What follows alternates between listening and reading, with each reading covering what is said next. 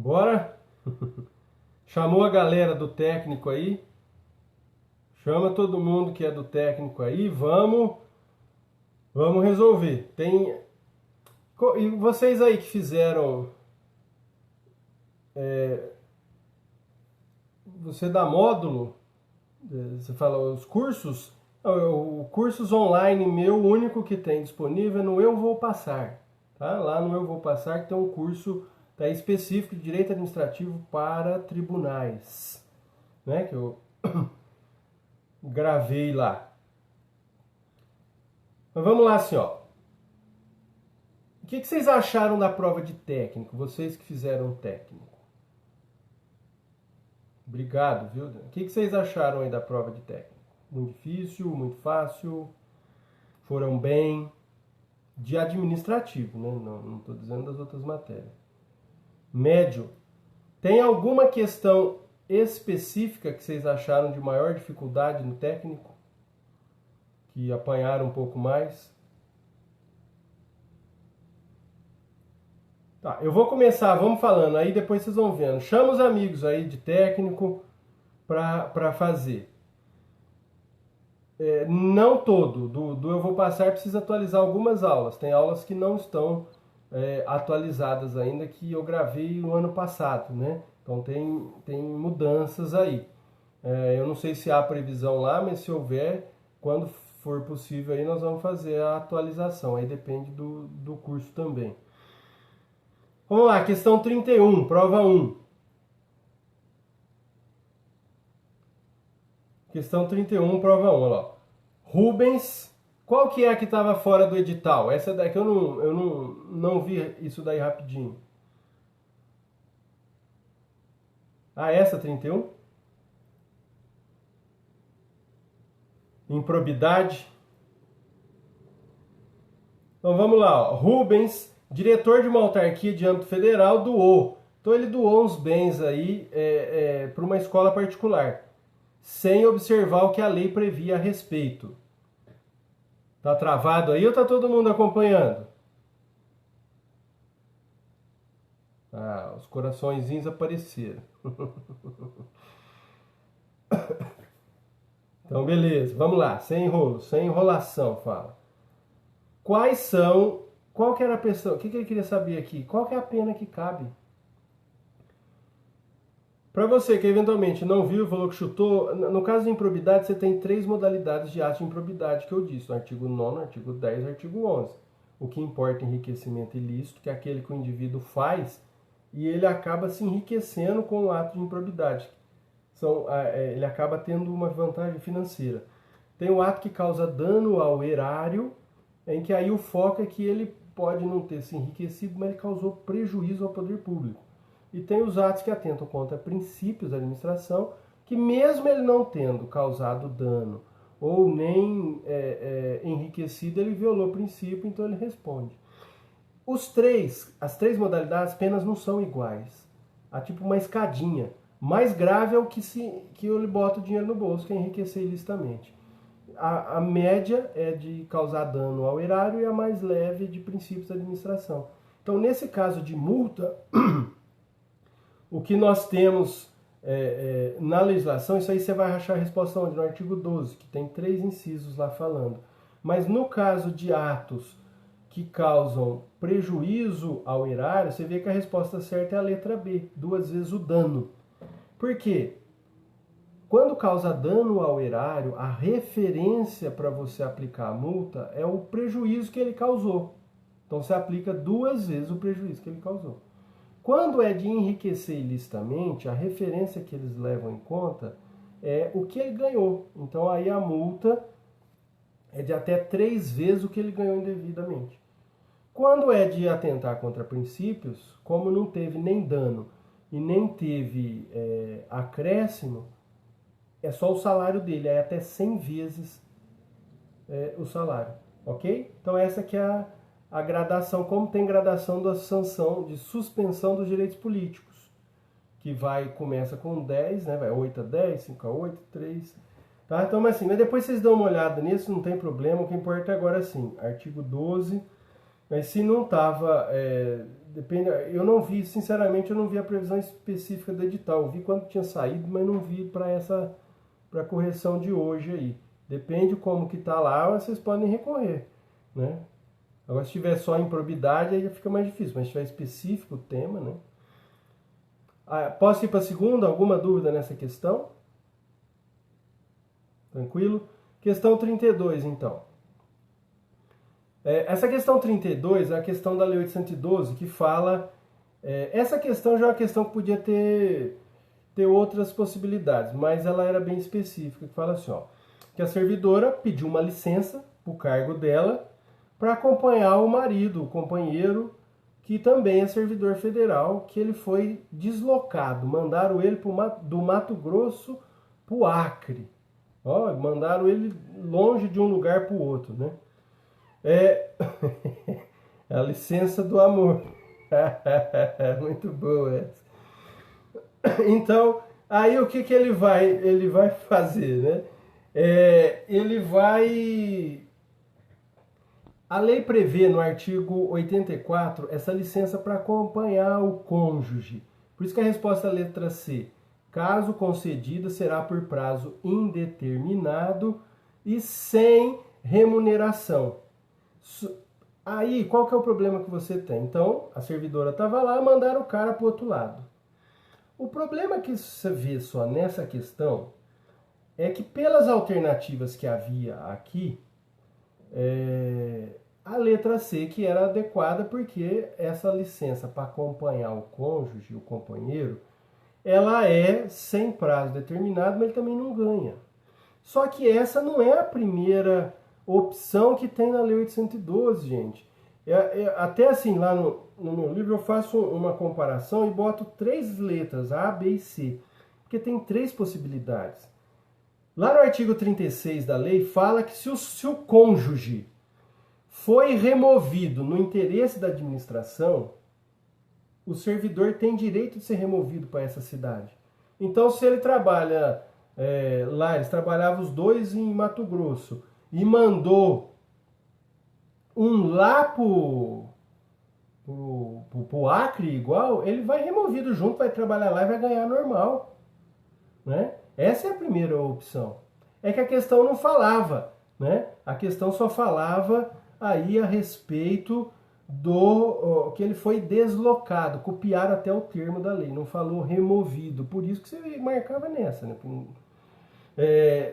Também tem aquela questão B, que ele pode pedir exercício provisório no outro lugar. Então, ele pode... Na verdade, essa opção, né, que a colega chamou de licença do amor aí, ela seria a última opção. É a menos vantajosa para o servidor. Ele só vai fazer isso se for um caso que o servidor foi deslocado, mas, por exemplo, foi a pedido dele. Isso se aplica, então, se esse cara que estava lá no Mato Grosso, ele falou, não, eu quero ir para lá. Então, ele é deslocado, mas é a pedido, ele quis ir para lá. Ela não fala que foi... Se ela falasse que era expressamente de ofício, teria que ser a remoção do artigo 36. Então, assim, tem que falar, pode recorrer para anular. Em razão da literalidade que eles usaram, eu não vejo muita possibilidade de mexerem nisso aqui, viu? Não vejo não. Então ficou a alternativa mesmo aí, letra C. Beleza? Alguma dúvida dessa da licença? 33, então. Essa 33, gente, aquela decoreba filha da mãe, né? O cara que fez isso aí ficou vendo se você sabia as exceções. É da lei 9784, viu, pessoal? De analista eu já corrigi. Tem os vídeos, já estão disponíveis lá, vê aí no meu canal aí do Periscope. O primeiro vídeo é do analista área judiciária, o segundo é do OJAF e o terceiro é esse. Considere os critérios. Pegou a lei 9784, lembra aquele artigo 2º, parágrafo único, tem uma lista de critérios a serem adotados. Pegou 3 incisos, arrancou o final e perguntou se aquilo ali, em outras palavras, isso aqui está completo ou falta coisa. É isso que ele fez, porque ele fala, dos critérios que tem na lei, admite exceção em qual deles? Nos 3. O número 1, está escrito, vedação à renúncia total ou parcial de poderes e competências.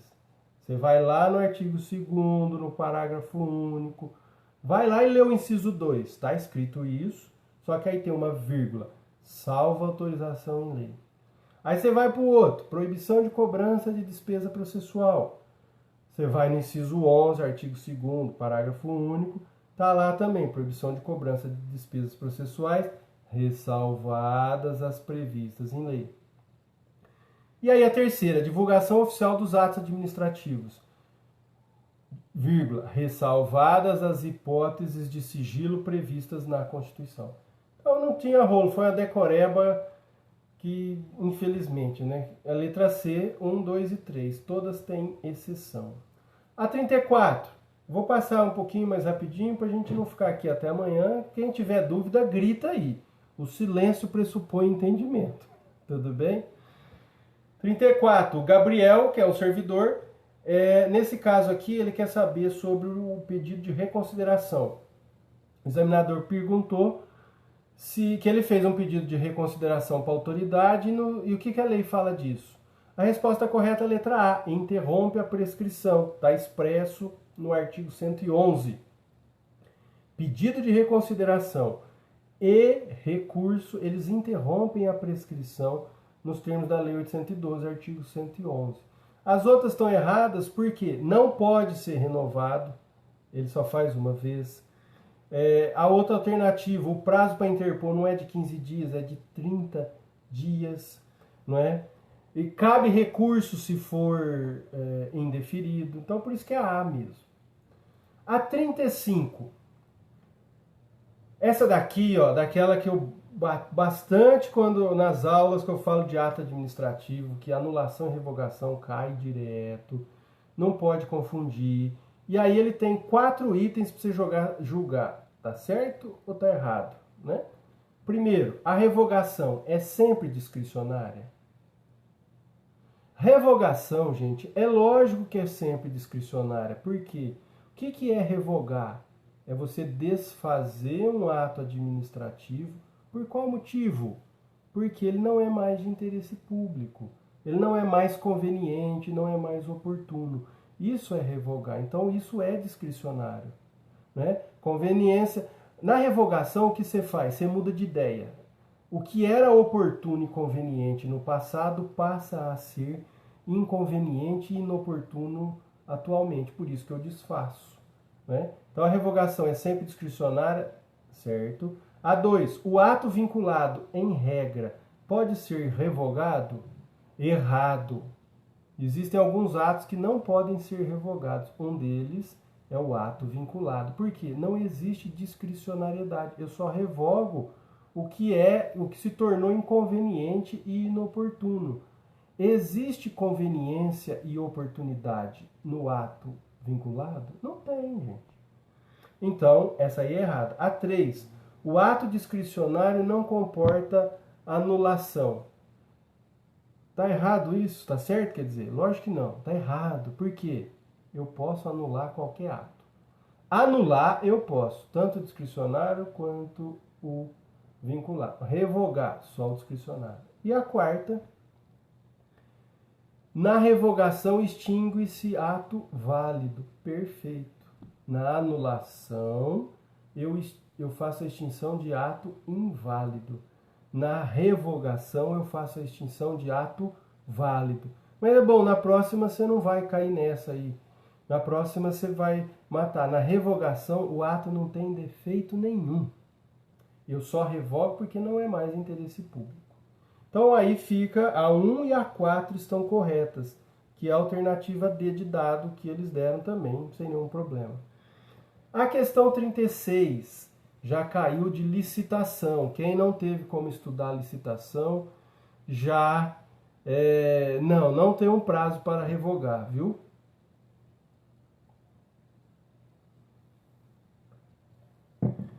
A seguinte, 36. Modalidades de licitação. Convite. Ele fala aqui, mas qual que é a ideia? Você lembra o que do convite? Convite é uma modalidade que você manda, você não solta edital, você manda uma cartinha convite para pelo menos 3 interessados do mesmo ramo. Se não tiver 3 interessados, tiver justificativa, é até possível você convidar menos que 3. Mas esses que você convida, então esses 3 em tese que você convida, podem ser cadastrados ou não cadastrados. Não é obrigado a ser cadastrado. Né? Só que aí, fala assim, mas eu não fui convidado, posso ir de bicão? Que a lei fala assim, quem não foi convidado no convite, se quiser ir, ele tem que ser cadastrado e tem que avisar pelo menos 24 horas antes que ele vai. Por isso que você vê que das alternativas que tem aí, ó, a primeira fala que no convite o interessado que era cadastrado manifestou interesse em ir 36 horas antes. 36 é mais que 24, é no mínimo 24, então perfeito. Ele avisou antes, o que interessa, ele avisou antes e ele era cadastrado. Então 1 está certo.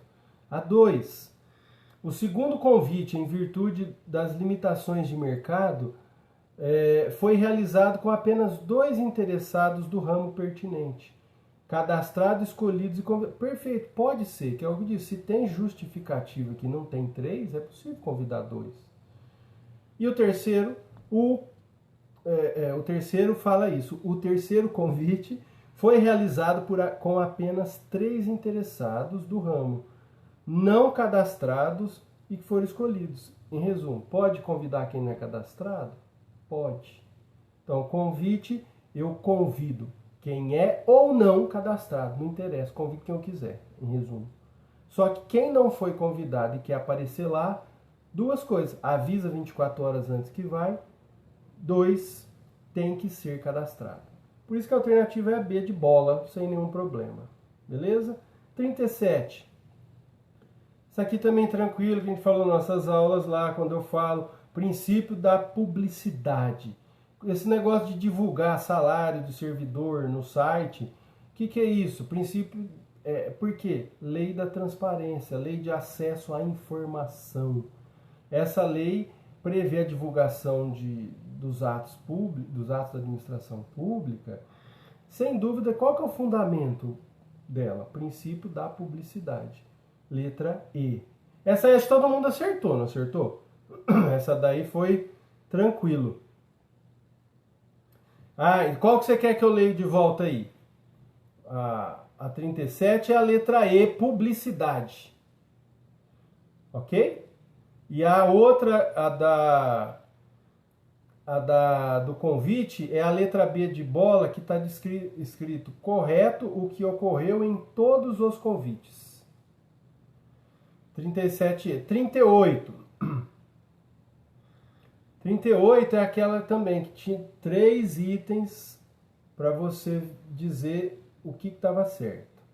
O primeiro item fala lá que essa daqui foi de serviço público. Das de técnico, eu imagino que para quem esteja fazendo, que fez essa prova, às vezes sentiu um pouco de dificuldade nessa de entender todos os itens, mas dava para responder porque você excluía para responder.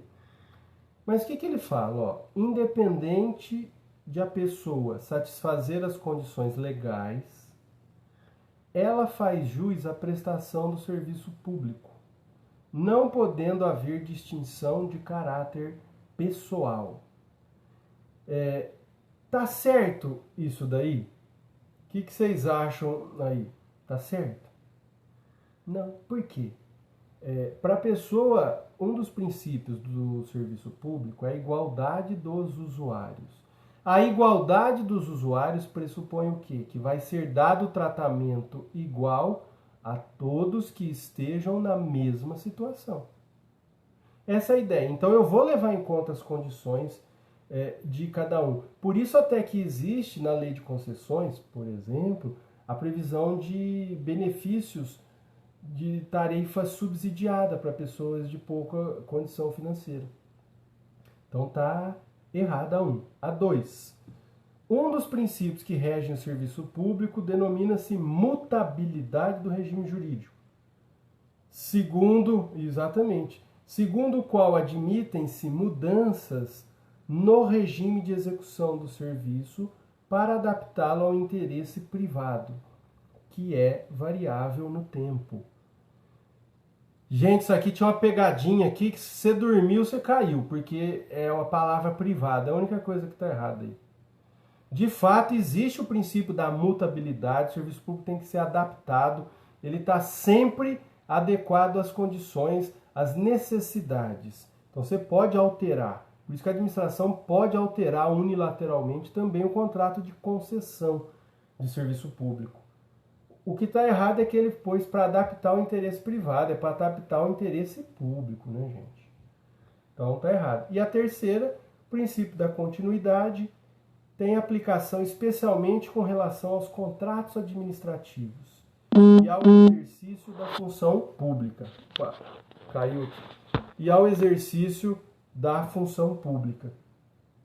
Perfeita essa, sem novidades. Então é só a 3 que está correta, alternativa E nessa daqui, que é a letra 3 só a correta, essa do princípio da continuidade. Todo mundo anotou?